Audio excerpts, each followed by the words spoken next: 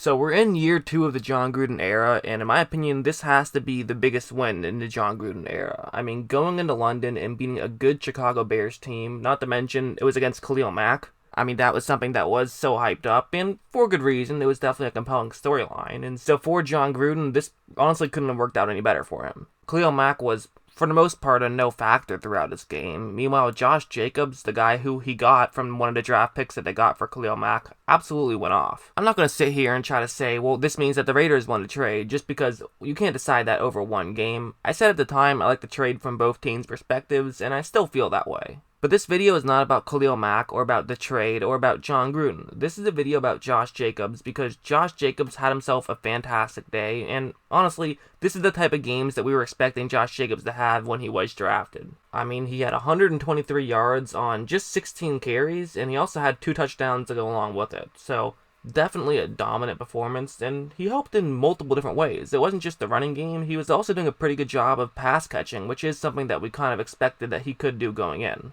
Like on this play, for example, he's not going to help out by running the ball, he's going to help out by catching the ball. What's going to happen is they're actually going up against zone coverage, and Jacobs is simply just going to run out to the top half of the screen, so nothing too fancy from this point. And in fact, this is actually a throw that oftentimes I would say Derek Carr don't make this type of throw. This is kind of a dangerous throw to make. Not in terms of an interception or anything like that, but in terms of potentially losing some yards. Since you're going up against zone coverage, it's a guarantee that there will be some Chicago players in that area. It might have just been a play to make by design to just instantly throw it to Jacobs no matter what. That is possible, but either way, that's what's going to happen. Carr is going to throw it to Jacobs here. And again, not a terrible situation, but while Jacobs now has the ball, there are 2 Chicago Bears who could absolutely run up and try to make this play. And so, if you have a lesser halfback, this is a bad situation. I mean, Chicago, they have good everything on defense. You know, every position is good. But worth mentioning, for John Gruden and for Derek Carr, for this Oakland Raiders offense, they realize they don't have a mediocre halfback who's going to be catching this ball. They have Josh Jacobs. They spent a first-round pick on him for a reason. Watch how in open space he's able to make a man miss and even kind of makes a second Bear miss. He does make the tackle, but he's able to fall forward and nearly get the first down, despite the fact that that could have easily been a loss of yards. That's just a tremendous athletic play by Jacobs, and that's what makes him such a frustrating running back to go against, is the fact that he can just turn what should be just a no-gain play into a 7-yard gain. He also did have a couple of other catches, but I really do feel like the way he was most effective was in the running game. I think, obviously, if you're a halfback, you have to be effective in the running game, and Jacobs absolutely was, and this play is an example of that.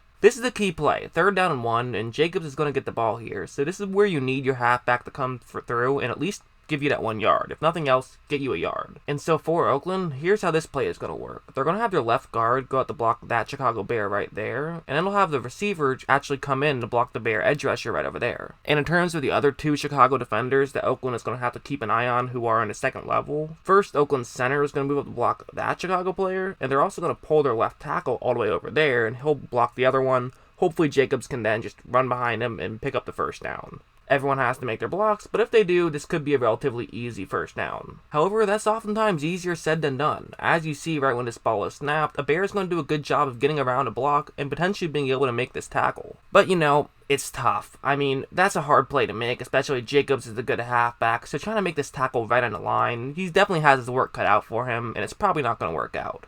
But from Jacobs' perspective, well, what do most halfbacks do here? They just lower their shoulder, try to make sure they get the first down, and then, you know, you get the first down, who cares, you now have a fresh set of downs. But Jacobs says, you know what, I think I can get more than the first down here. And that's what he's going to do. He's going to make a move, he makes another move, and gains a solid gain on that one. Despite the fact that it was a crucial 3rd down and 1, they made a pretty good gain on that one. I mean, to have the footwork to pull that off, and also just to have the confidence to pull that off, to make a move like that on a 3rd down and 1, when a lot of guys would just, you know, lower their shoulders so that way they can guarantee the first down, he knew that he was going to be able to make a move and get by him. That's what he did, and it really did work out. I also think another key thing that makes Jacobs so special, and honestly, I could talk about everything. I mean, there's just so many things this guy does well. He is a complete halfback, which is why I was so high on him coming into the draft, and it's also why I still am so high on him now. I almost made a video on him in his week 1 performance, but I decided to wait because I figured, well, I'll probably have plenty of opportunities to make videos about him, and lo and behold, there's another opportunity to make a video about him right here.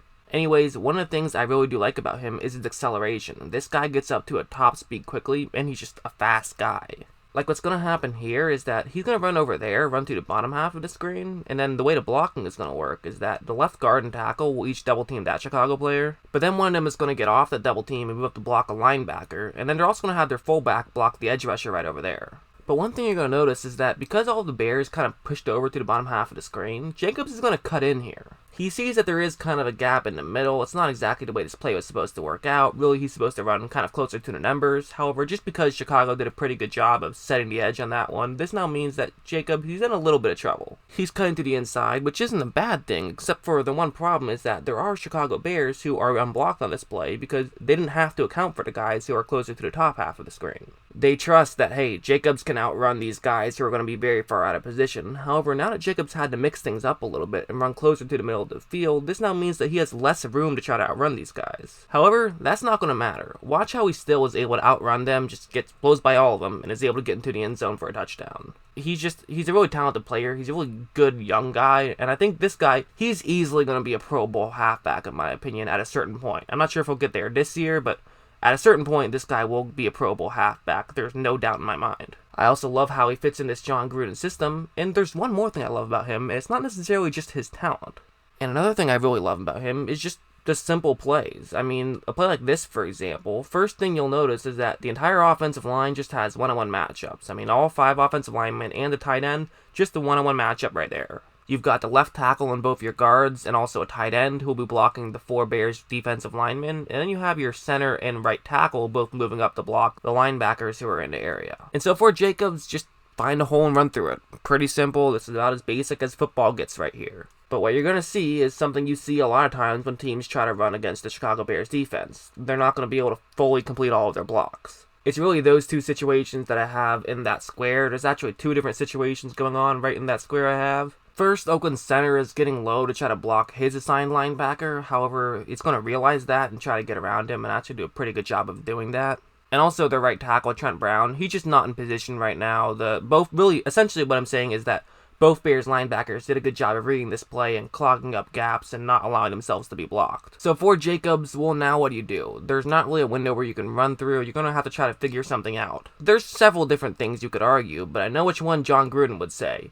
Put your head down, take a hit, and just run for it and try to get 3 yards. Sometimes that's what you have to do. And for Jacobs, that's what he's going to do. He puts his head down, just takes the yards, and then they can go on to second down, and now it's a 2nd down and 7. Sometimes plays aren't going to work out, especially against a good defense like the Bears. And honestly, that's how Jacobs is able to be effective. It's not necessarily these long runs. Sure, he will occasionally break out a 20, 30-yard run. He does that from time to time, but more often than not, it's just him picking up 4 or 5 yards every play. He's the kind of guy, if you need him to pick up 3 yards, he can pick you up 4. And that's what you need in a halfback, and that's what you have in a halfback in Josh Jacobs. He's a great guy to give it to on first down because there's just such a small chance of you getting him before he gets to the line of scrimmage. He almost always just gets a few yards. And I also should give credit to the Raiders' offensive line. I thought they played a very good game. Really, I thought the entire Raiders' offense played pretty well. I know that their box score might not be, super impressive, but keep in mind, they're going up against debatably the best defense in the NFL. In my opinion, it's either the Bears or the Patriots right now. So the fact that they were able to do that well, I think that says a lot in my opinion. However, I do have to bring up one play. It's a play that just has to be brought up. It was a clear mistake by Jacobs, and it's honestly one that can't happen. What's supposed to happen here is it's supposed to be a pitch to the top half of the screen. However, something's going to go wrong here. And first off, one thing just to point out, just to show that it definitely was supposed to be a pitch, if you look at those 3 Raiders right there and the way they're blocking, they're clearly blocking as though it was supposed to be a pitch. However, Jacobs got confused on this play. I'm not sure exactly what happened, but he thought this was supposed to be a handoff. It is not, and now Carr is basically just going to pitch this ball back to nobody.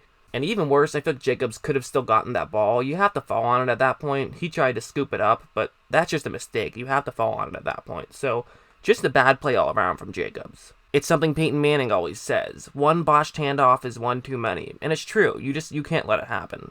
I won't beat up on him too much. He's a rookie. You're going to make some rookie mistakes. And he did have a great game, so those ones feel a little bit better when you end up winning the game at the end of the day, and you're the guy who has a very good game. But the reality is, that was kind of the break Chicago needed, and that kind of led them on a roll that allowed them to eventually take the lead. So you can't be making those mistakes.